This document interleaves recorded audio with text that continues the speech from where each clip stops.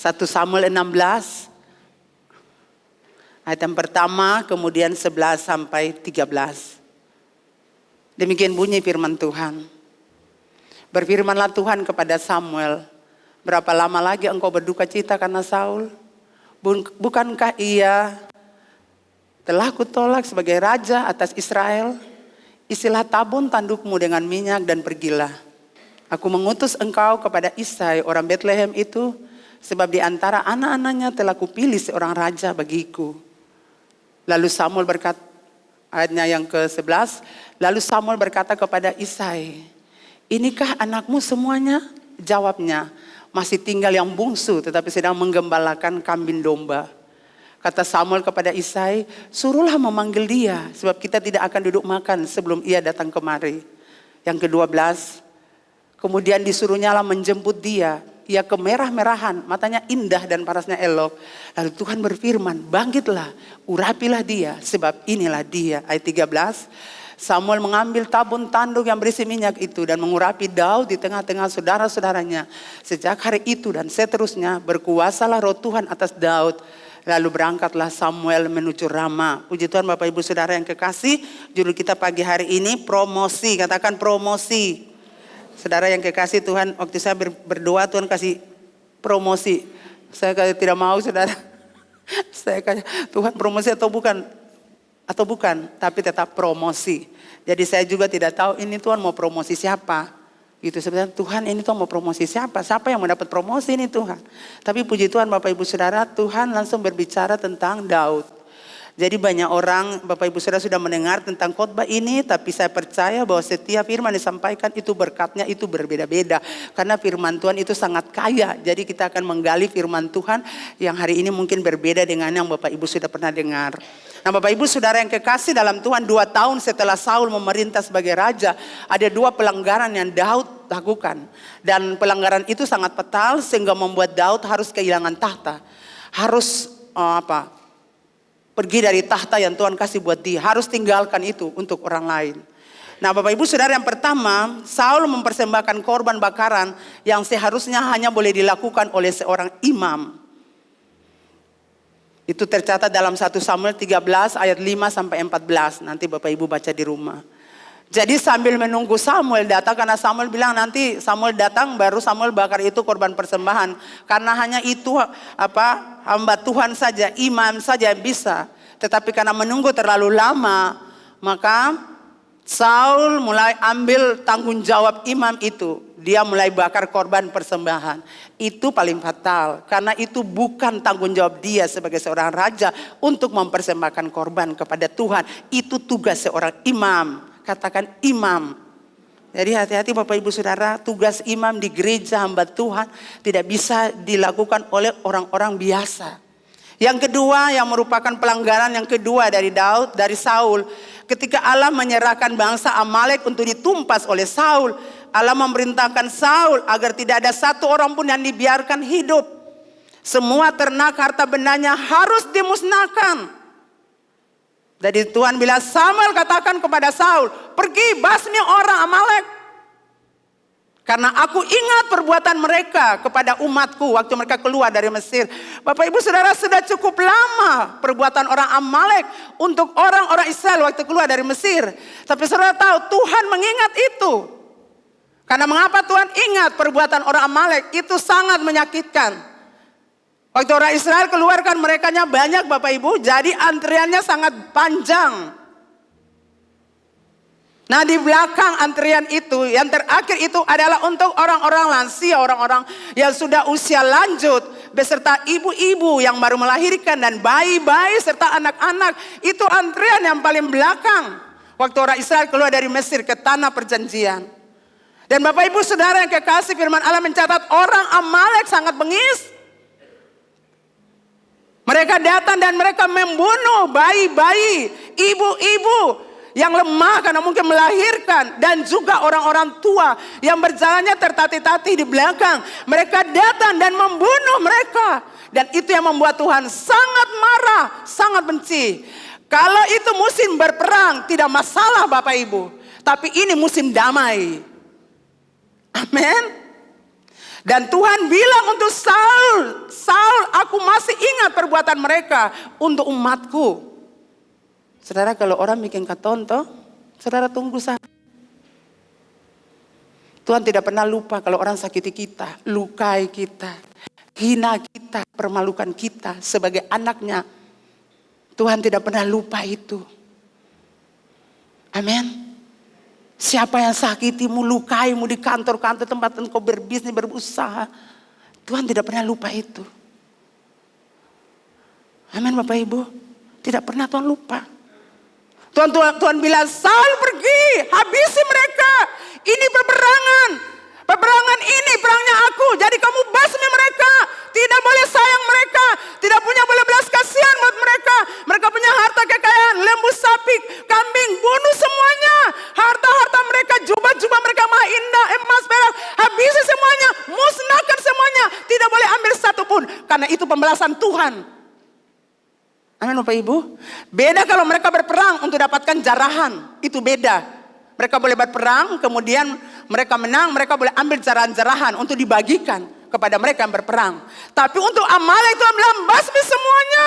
Kamu tidak boleh punya perasaan kasihan buat mereka.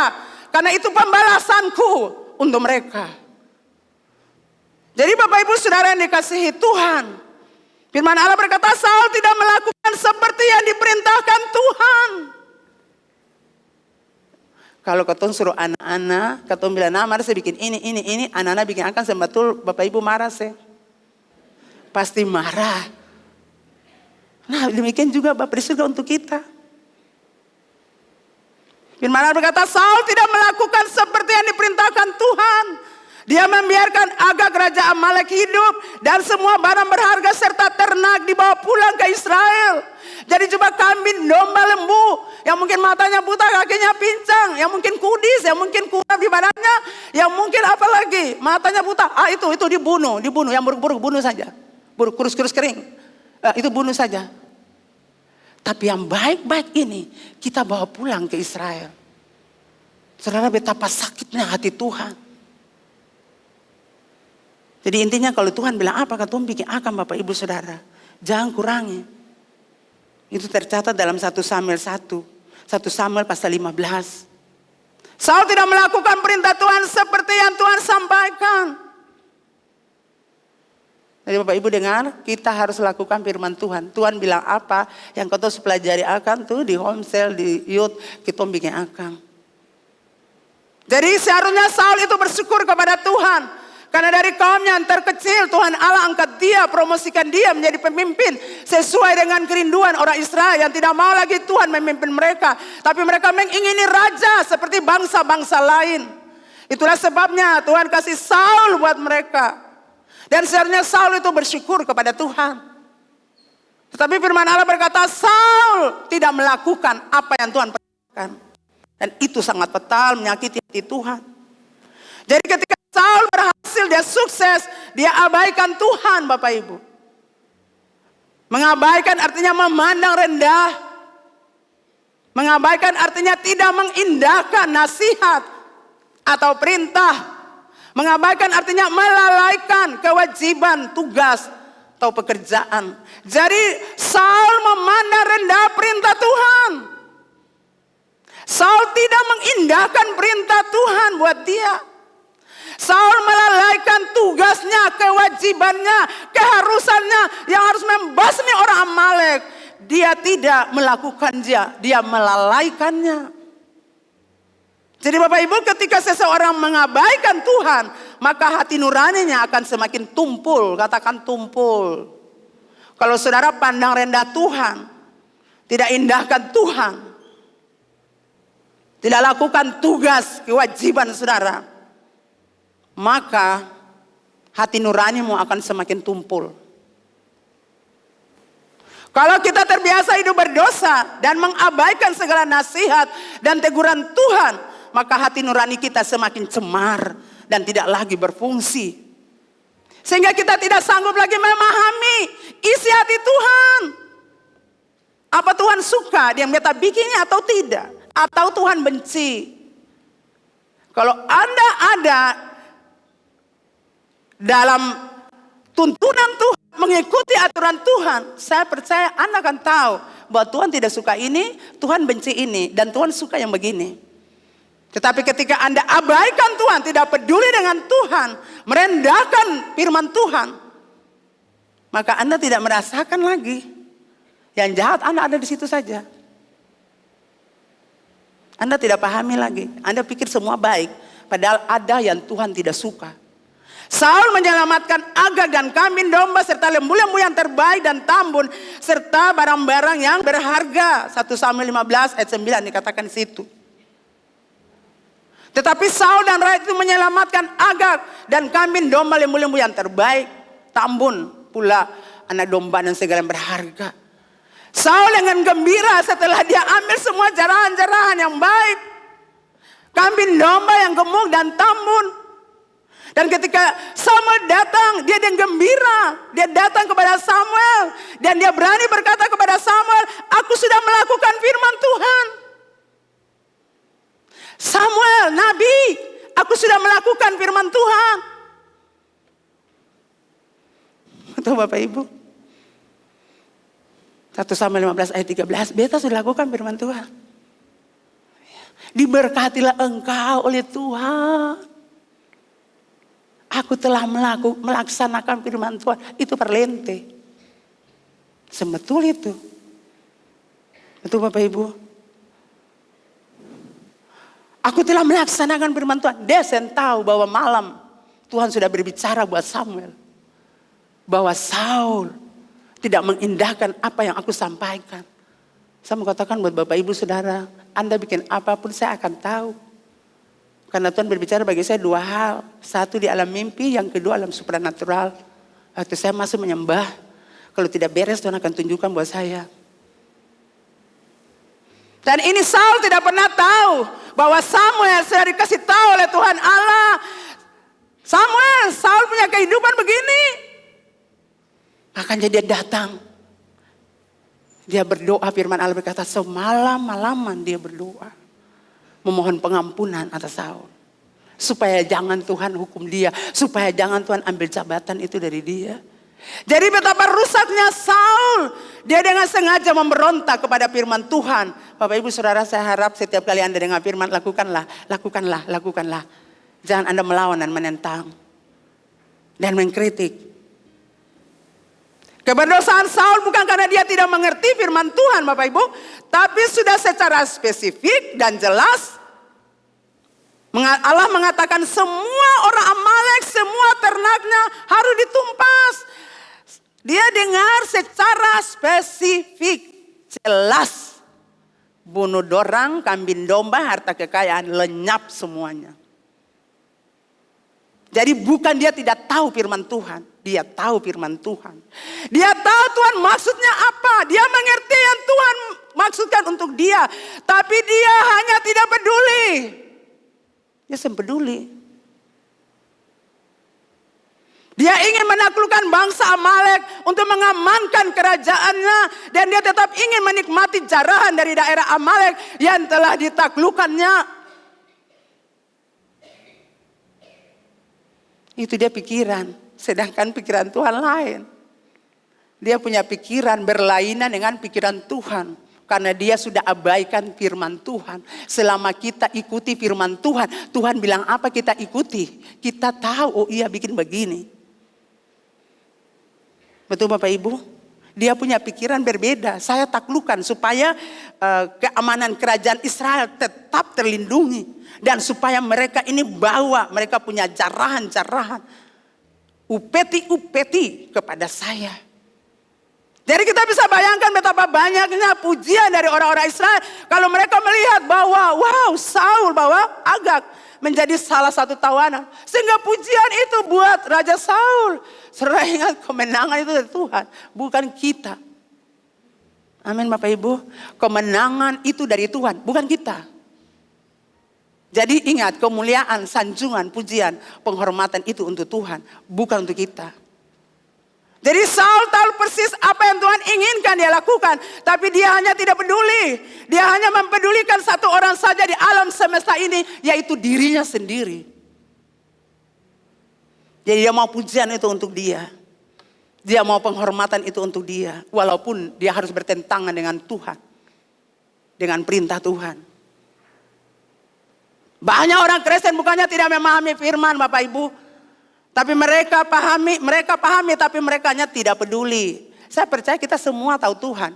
Saya percaya Bapak Ibu sudah mendengar firman Tuhan dengan baik. Saya percaya apa yang kami sampaikan sama Tuhan buat Bapak Ibu itu secara baik, secara spesifik. Untuk Bapak Ibu tinggal mati. Cuma yang tadi itu saya mau peduli. Saul merasa dirinya tidak pernah berdosa. Bayangkan sudah buat dua perbuatan dosa yang begitu menyakiti hati Tuhan. Seharusnya dia datang dan katakan, Tuhan saya sudah berdosa. Tetapi Saul merasa dirinya tidak pernah berdosa. Pengakuan dosa yang palsu adalah pengakuan dosa yang disertai dengan kata tetapi.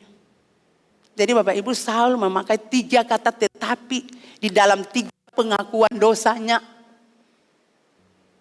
Dalam Samuel 15 ayat 22, ayat 20 sampai 21. Aku memang mendengar suara Tuhan. Tetapi, ayat 21, tetapi rakyat mengambil dari jaran itu kambing, domba, lembu, sapi. Aku memang mendengar, tetapi rakyat yang mengambil semua itu bukan aku. Dan ayat yang ke-24, aku memang telah berdosa. Dia punya kata di situ, tetapi aku takut kepada rakyat. Aku telah berdosa, tapi aku takut kepada rakyat. Yang ketiga ayat 30, aku telah berdosa. Ini dia bilang untuk Samuel, aku telah berdosa. Tetapi tunjukkanlah juga hormatmu kepadaku di hadapan tua-tua ini, bahwa aku tuh perlu dihormati. Aku telah berdosa, tetapi tunjukkanlah kasih-Mu padaku. Aku telah berdosa, tetapi aku takut kepada rakyat. Kata 3 tetapi. Ini tipe pengakuan dosa palsu Bapak Ibu. Saya harap Bapak Ibu tidak demikian. Pengakuan dosa yang palsu bukan dari hati yang tulus. Memang saya salah, tapi dia juga salah. Saya berdosa, tetapi lingkungan saya yang buat saya begini. Saya berdosa, tetapi mengapa saya dihukum seperti ini? Ini kalimat-kalimat contoh pengakuan dosa yang hanya akan memberikan muak kepada orang yang mengatakannya. Makin Anda berbicara tetapi, makin Tuhan muak. Amin Bapak Ibu. Tuhan betul-betul buat dosa. Betul-betul bersina. Tapi karena beta istri yang lain beta yang baik, itu pengakuan palsu. Betul beta nonton film porno Tuhan. Tetapi beta pun tamang yang kasih akang. Itu palsu Bapak Ibu. Amin. Tetapi Anda tidak mengakunya secara jujur buat Tuhan Allah. Bahwa Anda tuh berdosa. Anda buang itu kepada orang lain. Bahwa orang itu penyebab Anda berdosa. Betul sih Bapak Ibu. Bapak Ibu diberkati bisa senyum kiri kanan. Iya. Atau tertusuk di hati. Saya tahu tajam saudara. Saya sendiri saja, ini bukan tujuan saya saudara. Saya lihat saya mau bicara tentang hati Bapak Ibu. Kan lihat Allah bukan itu, tapi hati penampilan luar. Tapi Tuhan bilang bicara ini. Itulah Tuhan dan kehebatannya. Jadi semakin Anda berbicara tidak jujur tentang pengakuan dosa Anda, semakin Tuhan Allah muak. Tuhan Allah mau muntah, begitu maksudnya. Nah Bapak Ibu Saudara, Saul berbeda dengan Daud. Daud waktu berdosa, firman Allah dalam 2 Samuel 12 ayat 13a, dia berkata, aku sudah berdosa kepada Tuhan. Titik, yang ada koma, seperti Saul. Aku telah berdosa, koma, tetapi Daud berbeda. Aku telah berdosa kepada Tuhan. Aku telah berdosa kepada Tuhan, titik, selesai di situ. Tidak ada koma dan koma pembuka. Daud tidak berkata, aku telah itu semua karena Batseba mandi di luar. Lalu beta dapat lihat dia. Lalu beta punya hati untuk dia. Daud tidak seperti itu Bapak Ibu Saudara. Daud tidak bilang, Tuhan betul-betul berdosa. Tapi Batseba lah penyebabnya. Tidak, aku telah berdosa kepada Tuhan.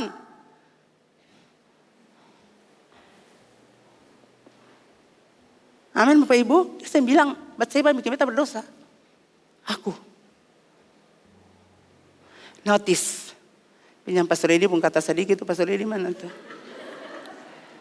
Pastor Edi tidak ada ya? Oh iya ada di belakang. Kayak orang-orang misionaris ada datang ke gereja Pastor Edi. Notice. Jangan cari alasan apapun untuk dosamu. Makin banyak Anda buat alasan, makin Tuhan muak kepada Anda. Jadi bagi orang-orang yang masih hidup dalam dosa dan tetap mencari alasan untuk pembenaran diri, saya mau katakan cepat-cepat cari Tuhan Allah, bertobat. Jangan cari pembenaran diri, tapi cari belas kasihan Tuhan Allah. Dan bukan pembenaran diri. Amin. Amin Bapak Ibu. Jangan benarkan diri Anda. Anda harus terima kesalahan dosa akibat Anda buat. Dan jangan buat itu untuk orang lain. Jangan kambing hitamkan orang lain. Anda lah yang bersalah. Betul Bapak Ibu?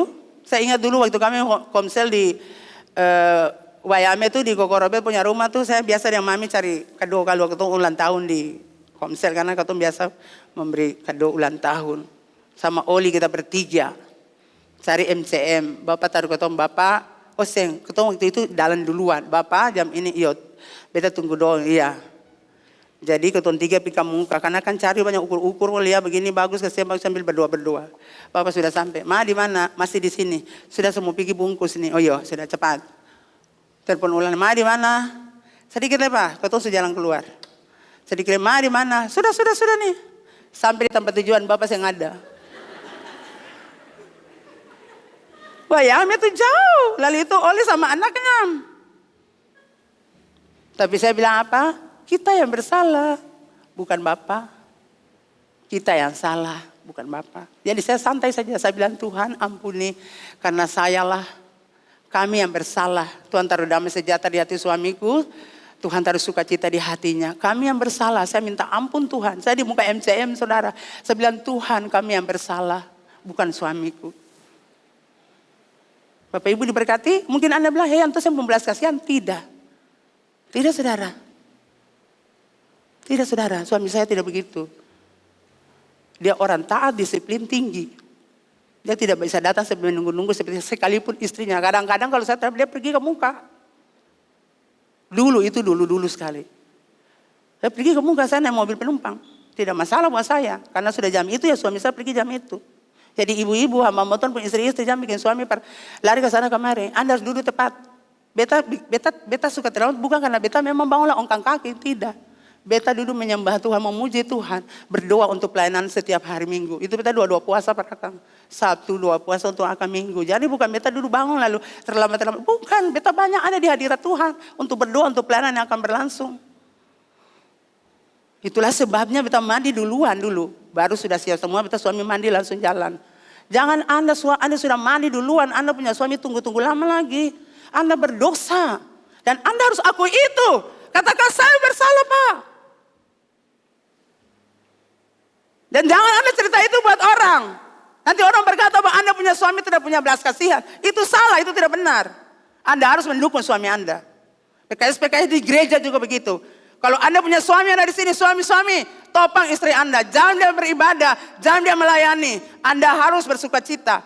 Karena di rumah Tuhan Allah dia dipakai. Topang dia, entah istri Anda atau suami atau anak-anak Anda. Anda harus bersuka cita. Jadi firman Allah mengingatkan kita, jangan cari pembenaran diri. Sangat menakutkan kalau Tuhan langsung berperkara dengan Anda. Yang selalu cari pembenaran diri. Saya yang benar, dia yang salah. Saya. Sampai kapan Anda berbuat begitu? Coba duduk renungkan, Anda salah di mana? Lalu perbaiki itu. 1 Samuel 15 ayat 11. Samuel sangat sedih. Karena Tuhan berkata, ia menyesal menjadikan Saul raja. Ini tipe pemimpin yang baik. Tadi saya sudah bilang semalam-malaman dia menangis. Dia mohon belas kasihan Tuhan. Dia mohon pengampunan bagi Saul. Ya. Saya percaya dia berkata, Bapak, jangan ambil jabatan itu dari Saul. Berikan dia kesempatan lagi Bapak. Kasih kesempatan buat dia untuk berubah. Itu doa seorang pemimpin yang baik. Anda tidak tahu kalau kami itu menangis buat Anda. Saya tidak tahu gembala lain. Tapi gembala saya sebagai gembala buat Bapak Ibu Saudara. Saya akan menangis banyak hal untuk Anda. Anda tidak pernah tahu. Akan berdiri di hadapan Tuhan dan menangis untuk Anda. Dan sekalipun firman Allah berkata Samuel menangis semalam-malaman. Dia tidak bisa tidur karena dia menangis memikirkan Saul. Dengan nasibnya, dengan masa depannya. Bagaimana umat Israel. Tapi doa Samuel tidak menggerakkan hati Tuhan. Untuk memberikan Saul kesempatan lagi. Doa dan permohonan Samuel tidak lagi didengar oleh Tuhan. Dan inilah sangat yang paling mengerikan. Katakan wow. Setelah saya baca ini saya sedih. Jadi Tuhan ingatkan saya terus, jangan saya lupa. Saya pun diri, siapa kamu, siapa diri kamu. Aku yang bawa kamu dari rumahmu ke gereja, dari tempat itu ke sini. Jangan lupa itu, seperti kacang lupa kulit. Supaya kamu tetap mengasihi aku. Samuel berdiri berdoa pun tidak, Tuhan bilang tidak. Makanya Tuhan berkata, Samuel jangan bersedih hati. Jangan menangis lagi untuk Saul. Jangan lagi doakan dia. Jangan lagi bersusah hati. Berhenti Samuel, aku sudah menolak dia. Aku sudah buang dia. Aku sudah meninggalkan dia. Samuel menghabiskan waktu untuk menangis si Saul. Yang sebenarnya tidak perlu. Amin. Menangis orang-orang suka jahatan bertuan itu per apa? Tuhan bilang saya menangis dia per apa? Biarkan dia pergi, aku sudah tolak dia. Biasa kalau hamba Tuhan berdiri kan pasti Tuhan punya hati lembut Bapak Ibu. Kalau gembala berdiri per Tuhan Bapak ingat. Kita akan kasih bilang begitu. Bapak ingat dia Bapak. Dia melayani di rumah Tuhan. Bapak ingat dia setia di rumah. Kalau saya biasa Bapak ingat dia. Itu memang kecil Bapak.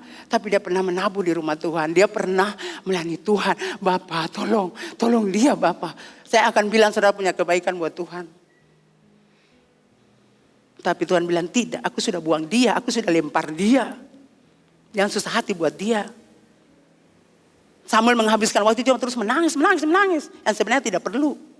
Jadi hamba Tuhan dengar, pelayan-pelayan Tuhan dengar.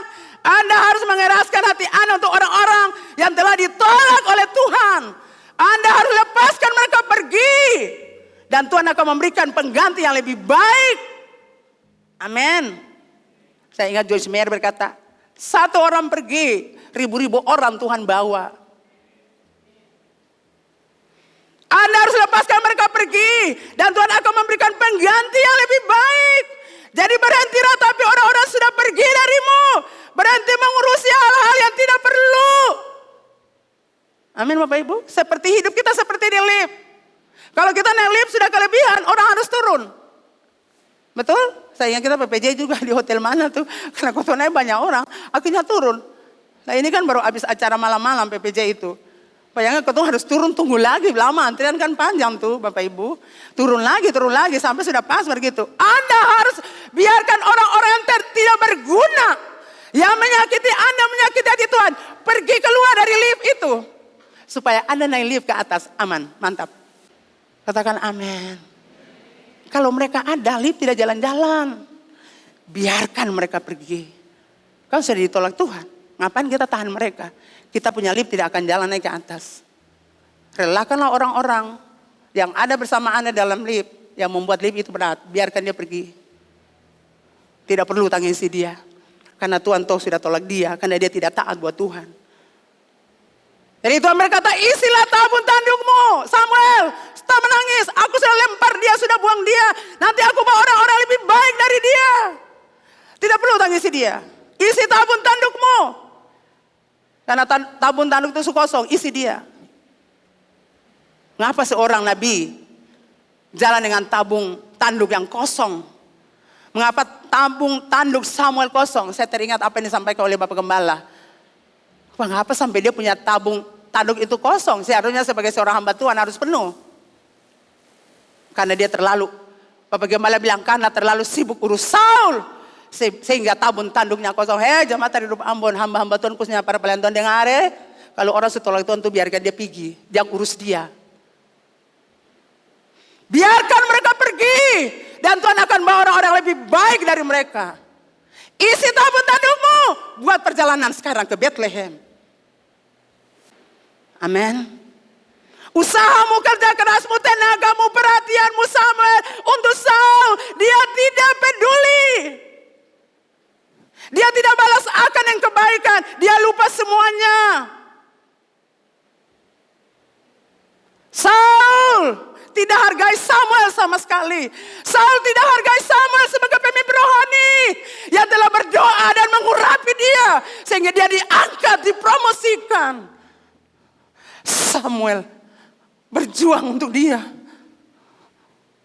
tetapi yang dia balas menghina, mempermalukan, memburuk-burukan namanya. Jadi Bapak Ibu dengar, ini sangat sedih ya. Tadi saya baca, iya betul ya. Dia tidak menghargai Samuel, tidak menghormatinya. Sebagai pemimpin rohani yang telah berjasa dalam hidupnya. Yang telah berdoa dan mengurapinya. Dia tidak peduli dengan Samuel. Dia lupa semua yang pernah terjadi. Kebaikan-kebaikan dari Samuel sebagai pemimpin rohani. Yang telah mengurapinya. Itu yang dibilang minggu kemarin, kacang lupa kuli. Habis manis, sepa dibuang. Jadi Tuhan sudah siapkan orang-orang terbaik untuk menggantikan Saul. Haleluya, puji Tuhan. Makanya ayat 1 dia katakan, isi tabung tandukmu sekarang. Berangkat ke Bethlehem. Pergi ke rumah Isai. Dan lantik salah satu anaknya menjadi raja Israel menggantikan Saul. Pergi sekarang, berdiri sudah berjalan. Jangan menangis terlalu lama, maksudnya begitu. Sama Tuhan mau bilang 4.000 dinar, tinggal sudah, menangis berapa? Jangan salah. Jiwa-jiwa banyak menunggu. Itu yang selalu saya bilang untuk hamba Tuhan di gereja semua staf pastoral.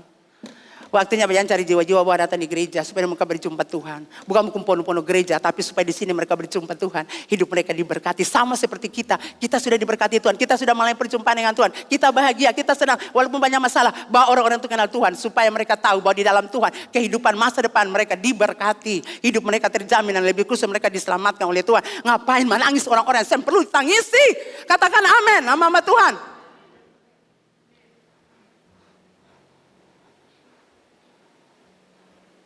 Ayat 12, bangkitlah urapi dia, sebab ini dia, amin. Amin Bapak Ibu. Waktu kakak-kakaknya maju, antrian panjang, maju. 1, 2, 3, 6, 7. Tuhan bilang tidak. 7 kali Tuhan bilang, 7 kali. Saya bilang begini 7 padahal ini 5 ya. 7 kali, sorry maaf. 7 kali Tuhan bilang, tidak. Waktu dia muncul, waktu Daud muncul, bangkitlah, urapilah dia, inilah dia. Saudara kita tepuk tangan buat Tuhan Yesus. Pak Ibu diberkati. Jadi kalau orang-orang aneh-aneh banyak di kantor Anda, biarkan dong pergi sudah. Teman-teman tuh banyak, amin. Dudin teman-teman suka cerita orang berapa. Biarkan dong pergi. Kalau naik lift dan dong biarkan dong turun. Anda lanjut lift ke atas, amin. Kantor-kantor saya kerja cuma duduk bicara dulu baku bicara sana, bicara sini. Anda tidak boleh ada di situ, biarkan dong pergi. Pergi sana nanti Tuhan bawa orang-orang yang mengasihi Tuhan berbeda. Orang-orang lebih baik dari saya. Jangan kayak dengan teman kau di kantor-kantor. Tuhan bawa yang terbaik untuk Anda, katakan amin. Iya. Tuhan berkata, tidak untuk ketujuh saudaranya. Ditolak. Mengapa? Karena Tuhan melihat hati. Ia mengambil keputusan berdasarkan apa yang ada dalam hati kita. Jadi ketika Allah menolak sesuatu, ia tidak melakukannya karena ia ingin sakiti kita. Karena Allah ingin melukai kita, menyiksa kita. Karena dengan melihat hati, ia melihat bahwa hal itu bukan yang terbaik bagi kita. Amin. Anda mungkin tertolak di kantor ini, tertolak. Anda, aduh Tuhan betul paling kecewa. Saudara saya mau bilang, Tuhan bilang jangan tangis hal itu. Itu bukan yang terbaik untukmu kantor itu. Kalau Anda datang melamar di satu kantor dan Anda ditolak, puji Tuhan. Itu bukan tempat untukmu. Kau pergi ke tempat kantor lain dan di sana akan diterima di sana. Karena Tuhan tahu yang terbaik, kantor mana, perusahaan mana, bank mana, perusahaan mana yang tepat untuk Anda bekerja. Katakan amin anak muda. Ditolak sedikit saya mau, menangis. Saya mau melayani Tuhan lagi. Berapa banyak anak-anak muda yang sudah dapat pekerjaan, bisa angkat tangan? Bisa. Dong angkat tangan kayak akan susah begitu. Kayak dia persungutan begitu. Coba saya lambai tangan yang sudah dapat pekerjaan, turun tangan. Ada beberapa yang sudah tembus di berapa tempat, tapi sudah milih satu. Itu luar biasa. Kalau Anda ditolak, Anda harus bersyukur karena itu bukan tempat untuk Anda. Katakan amin. Kalau tes belum temu di situ, bukan tempatmu. Tes polisi, apa sudah bukan tempatmu, tempat-tempat lain. Tes tentara, kenapa dulu menangis siang hari malam? Coba Anda pergi tes tempat lain, Kota Madya kah atau Pengadilan Tinggi kah? Siapa tahu Anda tembus di situ, itu yang tahun taruh untuk Anda. Betul, jadi jangan terlalu sedih. Jangan kecewa. Ketika Allah menolak sesuatu, Allah tahu yang terbaik itu untuk Anda, bukan Anda tersakiti, bukan Anda untuk menyiksa Anda. Tuhan ini paling sembahyang, beta mau di situ tapi Tuhan tolak beta tuh karena Tuhan tahu yang paling terbaik untuk Anda. Amin. Ia melihat bahwa hal itu bukan yang terbaik bagimu. Jadi kadang-kadang kita bertanya sama Tuhan, Tuhan mengapa bukan beta tapi dia? Kenapa bukan beta yang diangkat tapi dia diangkat Tuhan? Mengapa bisa begini Tuhan? Mengapa beta ditolak? Karena Allah punya alasan untuk apa? Untuk menolak seperti yang ia lakukan kepada 7 saudara dari Daud. Allah melihat hati Anda dan mengambil keputusan berdasarkan apa yang ada di hati Anda. Bahwa itu bukan yang terbaik bagi Anda. Jadi kalau Anda mengalami penolakan, puji Tuhan. Katakan amin.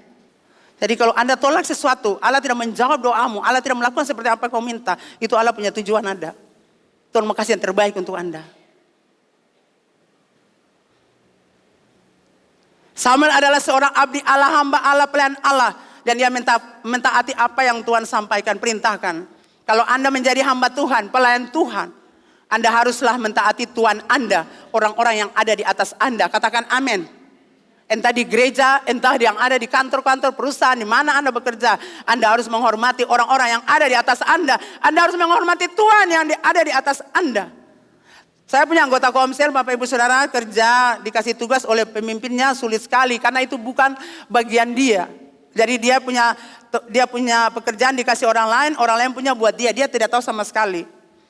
Jadi pemimpinnya bilang, kamu harus kerjakan ini. Dia bilang, aduh sulit sekali. Minta maaf ibu, beta saya bisa kerja ini. Karena bukan beta punya bidang. Dan beta tidak tahu sama sekali. Tapi pemimpinnya bilang, kamu bisa. Pokoknya kamu yang kerjakan. Langsung dia bilang, Tuhan ibu ini nih beta kasih tahu akan. Kenapa entou mau suruh-suruh beta lagi. Tuhan kan ada orang lain dong, itu punya. Beta bukan punya bagian situ. Sudah tahu apa yang dia dengar? Apa yang Tuhan bilang buat dia? Waktu dia balik belakang begini Tuhan bilang apa? Taati saya pun pemimpin. Hormati saya pun pemimpin. Nah, kalau Anda hidup dalam alam supranatural, ini terjadi di kantor-kantor Tuhan. Allah akan bicara untuk Anda. Seperti gitu. Hormati saya punya pemimpin. Dia bilang, iya Tuhan beta hormati, Tuhan beta mau bikin akang. Dia cari data-data agak susah Bapak Ibu Saudara, namanya bukan dia punya tanggung jawab di situ. Data-datanya susah ke kantor ini, ke kantor itu, kantor ini ada, kantor itu saya nggak ada orang. Cuma nama kantor tapi saya berfungsi, ada orang dalamnya. Jadi saya harap Anda yang ada di sini nih kerja di kantor-kantor kesehatan, Anda pergi kantor terus. Terus yang boleh saya nggak ada. Nanti satu saat beta cek saudara di kantor-kantor. Anda ada keseng, jangan makan uang pemerintah sampai kantor. Kaki padidu berjalan sana kemari. MCM, ACC. Ada waktu cuci mata, ada waktu kerja, amin. Belum lari sana, lari sini. Tapi saya percaya Anda akan bagus, amin. Jadi dia bilang cari susah. Nah singkatnya, dia harus apa tuh? Berhadapan dengan bos. Dia berdoa. Sudah, sekarang waktunya bos bilang ini kenapa sampai sebegini. Dia presentasi akan bos bilang ini dia punya ini sebegini. Saya harus pergi gini. Lihat dia balik Tuhan kan beta Tuhan sudah tahu kan beta saya tahu tuh. Kenapa Tuhan suruh akan pemimpin itu bilang beta lah. Tapi Tuhan bilang hormati dia, hormati. Akhirnya saudara hira papa hora labashe. Dia tunggu. Itu hebat. Jadi saudara makanya saudara berbahasa roh. Itu penting sekali. Sangat saudara. Lalu Bapak sudah selesai. Jam 11. Karena besoknya harus selesai. Jam 11. Dia telepon orang-orang itu. Jam 11. Mereka bilang nanti jam 11. Jam 11 data tidak masuk. Dia bilang, Tuhan, beta tahu Tuhan yang permalukan beta tuh. Tuhan, beta tahu Tuhan yang permalukan beta. Tuhan kan bilang beta hormati beta pemimpin tuh. Beta sudah bikin akang nih Tuhan. Jadi beta mohon jangan permalukan beta. Jam 11 yang ada datang masuk Bapak Ibu Saudara. Sudah mendekati jam 12. Dia bilang, Tuhan, kalau begitu besok beta simpi kantor. Beta bilang saya beta sakit. Saudara, kesaksian yang hebat itu saudara. Saudara tahu dia tinggal berdoa. Saudara tahu jam 12 malam data-data itu masuk. Semuanya katakan wow. Waktu sampai di kantor presentasikan, langsung bos bilang apa? Siap untuk berangkat ke Surabaya. Asalnya makan buaya di sana saja. Luar biasa saya Bapak Ibu. Jangan Anda dengar orang saya bersaksi, Anda harus mengalaminya. Makanya bahasa roh. Kalau dipanggil untuk berdoa, didoakan untuk baptis Roh Kudus, berlari Tuhan beta juga mau bahasa roh. Amin. Saya ada amin karena memang saudara pakai logika. Iya, Bapak Ibu Saudara semua diberkati. Saya susah saudara-saudara kalau bahasa roh itu luar biasa. Saya selalu bilang Anda berhadapan dengan orang besar, pejabat-pejabat. Anda bahasa roh berjalan saja. Karena waktu ketemu berbahasa roh, don tunduk, don hormati, don sayang ketong. Khususnya bagi Anda di kantor-kantor. Halo, lalaka saya berhadapan dengan bos. Datang, tapi kalau Anda berbahasa roh, dia takluk. Mari nyong mau apa? Bela-bela ini 500.000 nih. Iya, Bapak Ibu diberkati. Nah, sekarang yang terakhir. Mengapa pilihan Tuhan jatuh pada Daud? Daud menjadikan Tuhan pusat hidupnya. Pertama, mengapa Tuhan pilih Daud? Daud menjadikan Tuhan pusat hidupnya. Katakan pusat hidup. Bapak Ibu, ketika Tuhan menjadi pusat hidup Anda akan berhenti mengkhawatirkan segala sesuatu. Anda berhenti khawatir karena Anda tahu bahwa Tuhanlah yang memegang kendali atas segala sesuatu dalam hidup Anda. Ketika Anda mulai khawatir dengan anak-anak Anda menjadikan dia pusat kehidupan Anda. Jadi kalau khawatir anak-anak jadi pusat kehidupan Anda. Ketika Anda mulai khawatir dengan masalah keuangan Anda, maka uang adalah pusat kehidupan Anda. Ketika Anda mulai khawatir dengan pasangan Anda, maka pasangan Anda adalah pusat kehidupan Anda. Biarkan Tuhan menjadi pusat hidup Anda. Amin. Ketika Tuhan masuk dalam area pernikahan Anda, maka kekhawatiran dalam masalah pasangan atau anak-anak akan menyingkir. Ketika Tuhan masuk dalam area keuangan Anda, kekhawatiran akan finansial menyingkir. Jadi Tuhanlah pusat kehidupanmu. Sama seperti Daud, dia tidak pernah gentar. Karena dia tahu Tuhanlah pusat kehidupannya. Tuhan yang mengendalikan. Tuhan yang menolong dia. Tuhan yang berperang ganti dia. Jadi hari ini Tuhan ingatkan Bapak Ibu jangan khawatir. Jadikan Tuhan itu pusat kehidupanmu. Amin. Tuhan akan masuk dalam area kehidupan pernikahanmu, anak-anakmu. Dan yang kau akan melihat mujizat-mujizat besar terjadi. Tuhan akan masuk dalam area keuanganmu. Sehingga engkau tidak perlu khawatir. Karena finansial Anda akan datang dengan kelimpahan. Uang-uang akan datang kepada Anda dalam kantong-kantong Anda atau dompet atau juga rekening Anda. Katakan amin. Apakah Tuhan menjadi pusat kehidupan Anda? Belajarlah dari Daud. Daud menjadikan Tuhan pusat hidupnya. Puji Tuhan, katakan amin. Yang kedua, Daud selalu minta petunjuk Tuhan pada saat mengambil keputusan. Jadi apapun yang terjadi dalam peperangan, Daud selalu minta petunjuk Tuhan, keputusan dari Tuhan. 1 Samuel 23 ayat 2-4. Apapun yang terjadi, apakah aku akan berperang? Apakah aku akan pergi mengalahkan orang Filistin? Tuhan jawab, iya. Itu ayat yang kedua. 1 Samuel 23 ayat 2. Kemudian ayat 4. Lalu bertanya pula lah Daud kepada Tuhan. Maka Tuhan menjawab dia, firman-Nya seterusnya. Daud selalu mengambil keputusan, buat keputusan. Dia tanya Tuhan. Katakan amin. Bapak Ibu Saudara dengar, Anda buat keputusan apapun tanya Tuhan. Katakan untuk gembalamu mendoakan Anda. Atau gembala komselmu mendoakan Anda. Atas setiap keputusanmu. Amin. Iya. Karena Tuhan adalah pusat kehidupanmu. Katakan amin. Amin. Karena Tuhan adalah Allah yang menolong engkau. Memberikan bagi engkau jalan yang tepat. Jadi Anda harus minta pertolongan pada Tuhan. Minta petunjuk Tuhan. Tuhan menurut Tuhan, beta pindah ke Seng. Tuhan menurut Tuhan, beta tetap di sini kan di kantor ini. Tuhan, menurut Tuhan, beta mau pergi dari kantor ini kah? Jangan Anda pergi, kok Anda punya mau. Seseorang berkata buat saya, dia sudah masuk bilang sama mama, saya sudah siap berkas. Lalu berkas-berkas itu saya akan bawa di kantor saya karena saya mau pindah. Saya tidak kuat lagi. Apa saya punya karir tidak pernah naik-naik. Sudah lama saya punya karir tidak pernah naik-naik. Tidak pernah mama. Jadi saya akan bikin surat untuk pindah dari kantor itu. Saya bilang oke, nanti kita berdoa. Hari itu, besoknya pagi-pagi saya berdoa, Tuhan, menurut Tuhan apakah orang itu pindah atau tidak? Tuhan katakan telepon dia, katakan tidak boleh pindah karena akan ada promosi buat dia. Jadi saya telepon kasih tahu untuk istrinya berkata, Pak, mama bilang jangan pergi, jangan pindah, harus tetap di situ karena ada promosi. Puji Tuhan, tidak lama kemudian naik jabatan jadi kepala seksi. Luar biasa ya Bapak Ibu. Kemudian 1 tahun kemudian naik kepala dinas. Diberkati kasih Bapak Ibu. Belum kepala dinas, kepala bidang. Tapi menuju kepala dinas. Sampai orang-orang di kantor berkata, bagaimana mungkin baru 1 tahun kepala seksi sudah naik jadi kepala bidang. Orang-orang jadi sirik, itu tidak benar. Saudara, kalau Tuhan di kantor-kantor orang-orang tahan Anda punya hal-hal yang seperti tadi saya bilang, nanti Tuhan Allah kasih Anda seperti jet. Dan jangan pindah dari kantor itu. Katakan amin Mbak Ferry Matuku. Itu kisah orang itu Bapak Ibu Saudara. Tuhan bilang buat saya dia akan dipromosikan. Bilang dia jangan pergi. Tidak boleh, tetap di situ. Karena kalau dia pergi dari kantor itu penyesuaiannya dengan orang-orang agak sakit buat dia.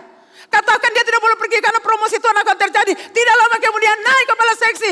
Berapa lama, berapa tahun sudah dia menderita untuk itu. Saya tahu Anda menderita di kantor-kantor untuk hal itu. Anda punya jabatan-jabatan tidak dikasih naik. Tapi dalam nama Yesus, Tuhan Allah akan kasihnya Anda seperti jet.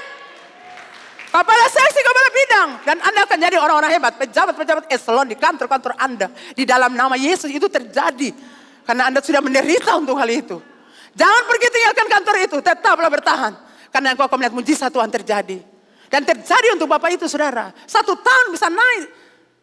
Itu tidak mungkin saudara, itu supranatural. Katakan wow, luar biasa. Kemudian Daud memiliki yang ketiga, Daud memiliki hati seorang hamba. Dan yang terakhir, Daud memiliki hati seorang gembala. Daud setia gembalakan kambing dombanya. Sama itu kalau orang gembala domba itu orang kecil, orang hina. Tapi Daud melakukan dengan setia perkara yang dianggap kecil dan hina oleh saudara-saudaranya. Jadi Bapak Ibu Saudara yang kekasih, dari seorang penggembala kambing domba yang menghabiskan waktunya di padang rumput, diangkat dan dipromosikan oleh Tuhan menjadi raja baru pengganti Saul. Dari padang rumput dibawa masuk ke istana menjadi raja yang diberkati oleh Tuhan. Jadi jangan angkat diri kita. Nanti Anda jatuh kalau angkat diri. Tunggu promosi dari Tuhan. Yang di kantor-kantor dengar. Kalau saya bicara Anda katakan amin. Anda dengan iman katakan amin. Anda tidak boleh menderita di setiap kantor. Tidak boleh. Karena Anda itu anak Tuhan. Milik Tuhan. Harta kesayangan Tuhan. Anda akan naik seperti jet. Siapa yang tahan Anda di kantor-kantor hari ini? Dengar Bapak Ibu Saudara. Tuhan Allah lepaskan akang. Tuhan Allah lepaskan orang-orang yang tahan Anda punya SKSK. Tahan Anda punya apa? Promosi. Tuhan Allah lepaskan akang hari ini. Amin. Katakan amin. Jangan pergi dari kantor itu. Tetap ada di situ. Bapak Ibu diberkati. Kesaksian orang itu tadi. Anda di mana saja tetap kerja dengan sukacita tekun di situ. Tunggu promosi. Anda akan naik seperti jet. Seperti orang itu. Tidak disangka-sangka SK datang. Anda naik ke atas. Tidak disangka-sangka naik ke atas lagi. Naik lagi sampai kepala dinas sekali. Saya percaya Anda akan jadi kepala dinas. Kepala bagian. Kepala seksi. Anda akan jadi kepala pemberontak saja. Kepala geng maksudnya. Nah saudara yang kekasih, kemarin saya satu kesaksian lalu terakhir. Bagaimana Tuhan promosikan GKR di rumah Ambon. Kami punya 2 puasa itu. Karena gangguan signal, gangguan jaringan-jaringan, kacau balau lah. Lalu kami mulai berdoa, Tuhan tolong kami, keputusan tepat yaitu apa ya, kita mau buat bagaimana nih Tuhan. Kita tanya Tuhan saudara. Dan puji Tuhan, Tuhan buka jalan buat kami ketemu orang Telkom, mereka bantu kami. Itu pun kami waktu latihan menurut pastor-pastor di sini yang melaksanakan acara itu, latihan-latihan segala macam, mereka bilang tidak baik. ada juga tapi kacau-kacau begitu. Kemudian hari kedua juga sama. Hari ketiga kami mulai bergumul. Kirimlah doa-doa puasa untuk tim PK, tim pendoa. Tolong doakan, tolong berpuasa untuk kali ini. Syukur apa saudara saya selesai. Saudara yang kekasih dalam Tuhan, kemarin saudara, waktu saya mau pulang itu saya pikir juga, Pastor Ana tadi bagus. Iya bagus Ma. Tapi saya rasa Tuhan apa tadi bagus atau tidak. Saya terus berdoa, Tuhan jangan permalukan kami, betul. Sampai pintu pagar gerbang, seseorang telepon saya dan berkata, wow, dia telepon saya dan berkata video call, wow, luar biasa, puji Tuhan dahsyat. Saya bilang puji Tuhan mengapa? Itu semuanya dapat. Suaranya, apalagi musiknya, semua apa di belakang ini semuanya dapat. Memang pernah karier hidup buat berapa kali melayani. Tetapi kali ini sangat luar biasa. Saya bilang, wow puji Tuhan, kemuliaan buat Tuhan Yesus. Saudara saya minta kita tepuk tangan dulu untuk tim MM. Karena mereka sangat menderita. Tepuk tangan dulu. Yang di belakang siapa tuh? Itin. Ya ini Pastor Edi punya tim. Rio, sampai Rio kemarin berdiri muka saya tidak lihat dia. Rio, siapa lagi? Evaristo kasihan tuh. Siapa di belakang? Iya. Jadi mereka semua sangat menderita Bapak Ibu Saudara. Latihan, saya ingat saya punya anak juga pulang jam 2 ya. Setengah 2 mungkin sampai rumah tuh. Saya tunggu dia saudara, sampai pulang. Saudara, wah luar biasa. Tapi saudara hasilnya paling terbaik. Bukankah Tuhan angkat gereja ini ke atas lagi? Tuhan angkat ke tempat tinggi. Tuhan promosi lagi. Akan saya datang gampang-gampang Bapak Ibu promosi. Tapi kau kerja setengah mati. Kau berperang sampai lalala. Makanya ada datang mama berdoa ini loh. Ambil akan persejur kita punya terlalu banyak. Itu sudah jadi seminggu ini kau tegang betul saudara. Kita berperang saudara, tapi Tuhan buktikan.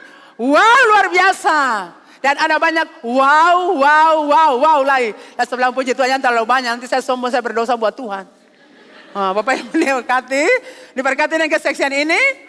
Wow, kalau Tuhan buat untuk mereka, Tuhan buat Bapak tadi. Saya percaya Anda di kantor-kantor negeri, kantor-kantor swasta, perusahaan, di ban-ban.